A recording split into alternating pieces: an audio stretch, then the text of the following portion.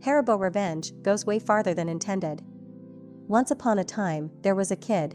Let's call him Marco. Marco was your everyday kid, a little skinny.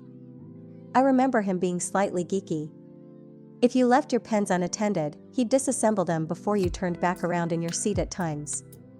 He was nice, polite, and fairly helpful. This was middle school. One day, though, he does it to a bully. Let's call him Polo. Polo is huge, but with fat. He looks like if you drilled 3 holes into him, a giant could use him for bowling. He's not nice. He's not handsome. He's got a posse of equally disgusting friends who all gang up together to bully others.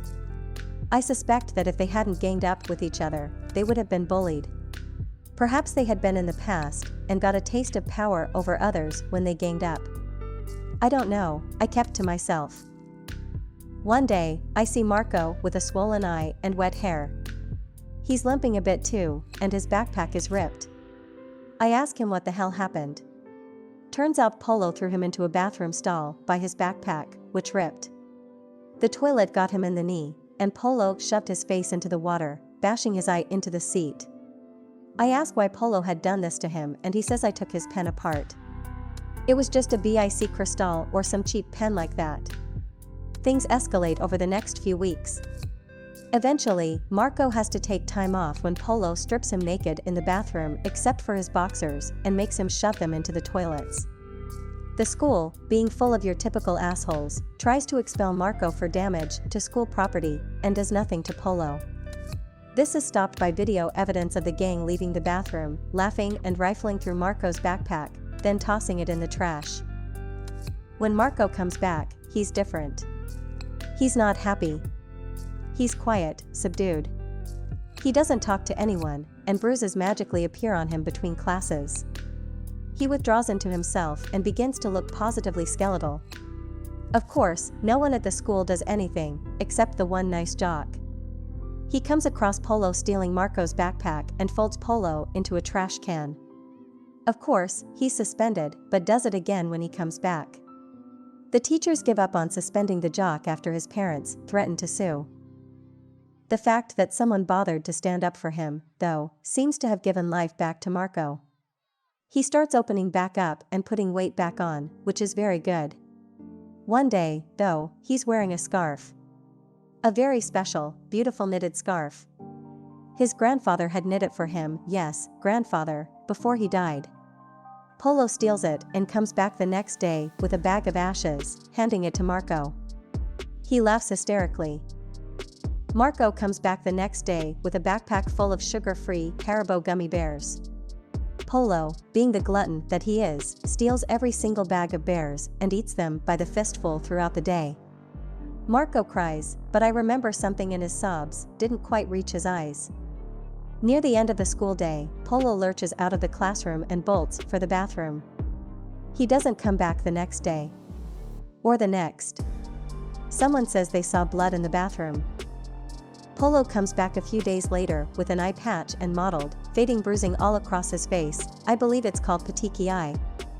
He's permanently blind in his left eye, and the bruising makes him look like a ripening fruit for as long as it lasts. He's in and out of school for doctor's appointments for a while. He didn't mess with Marco again and instead became very introverted and quiet. The reports of blood in the toilet of the bathroom he went to were never confirmed, but it's quite likely. Cheating ex-flaunt side chick loses his job and she gets graduation dress burned into oblivion. This happened almost 10 years ago, so even if dots get connected, I know I'm safe as per our laws. This didn't actually happen to me, but I executed the revenge. My last year of middle school, I introduced my best friend, whom I'm gonna call Lily, to one of my arts classmates, who I'm gonna call Shitty. They dated for around 7 years, all through high school and uni, until she found right after graduation Shitty'd been cheating on her with his classmate from uni, Catty Cat. Lily and Shitty took language lessons at a small school next to a big shopping mall, and after their breakup I went with her there so she could cancel her classes. I'd been giving her grand speeches about how life would take care of teaching the guy a lesson, all this crap. After being done with cancellation fees, papers, and all, we went into the mall for a feel-better dessert, and guess who was there at the food court? Shitty, who spotted me and Lily right away, and Catty Cat, who looked as white as a ghost. Shitty literally dragged Catty Cat towards us, who were both frozen because, can you believe it?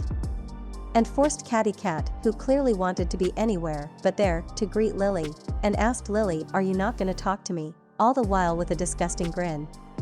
I pulled Lily from there without a word. We left the mall, walked to the bus stop, all in silence. After I had digested what had just happened, I told Lily, "You know what I said about life? Forget it, it's gonna take too long." I know what I did afterwards was illegal, and only later would I realize how catastrophic it could have been. Lily still had all of Shitty's passwords, bank account, email, cell phone, etc., and he had hers. As soon as we got home, she'd been staying with me since the breakup. I made her change all her passwords and asked her for his emails. That's all I wanted. In our country, WhatsApp is the most used social media, and we often set it to backup daily into our Google Drive or Gmail. Shitty had his backup on Gmail. I skimmed through 2 years' worth of conversation with Catty Cat, complete with pics and audio files, and screenshot/cropped out the most interesting parts, such as them talking about sex in the restrooms and emergency exit at Shitty's work during his shift, bragging about how they blinded their SOs to have their escapades. Turns out Catty Cat was married. Now, I was going to send the clippings of doom to Shitty's family. He was their golden boy, but I got a better idea after learning how bad they had fucked up. So I tracked down Shitty's boss on LinkedIn, got his work email, found Catty Cat's husband on FB, and, using a throwaway account, sent them the bomb. Heard through the grapevine Shitty got fired, but cried, literally, for a second chance, and was on probation at work. One more fuck up and bye. Not the outcome that I wanted, but meh. Fast forward a few months, I was talking to my cousin and she was telling me about how her fiancé's colleague was traveling all over the world, and he recently posted some pictures at a bar made of ice, and she wanted to travel there too. She showed me the picture the guy had posted. Lo and behold, traveling colleague was Catty Cat's ex-husband, Rick. I asked her how she knew Rick, and she told me he was her fiancé's friend and work colleague. I didn't tell her about my shenanigans, only said Rick's ex-wife and my best friend's ex had cheated on her, and inconspicuously, I hope, asked my cousin how Rick was, how it must have been a sad breakup for him, and did she spill the tea. So, Catty Cat had introduced Rick to Shitty during her graduation ceremony a few weeks before I sent the bomb, saying, "Look, this is the friend who helped me with my graduation project." Rick had allowed Shitty and Catty Cat to use his computer at home for said project. Turns out they were fucking on his bed while he was working his ass off to pay for her sorry one, and she made him shake hands with her lover. Rick was a programmer, Catty Cat was from the countryside, and she'd been living in the city with him for a few years. Rick had an awesome salary, he paid for everything so Catty Cat could focus on uni.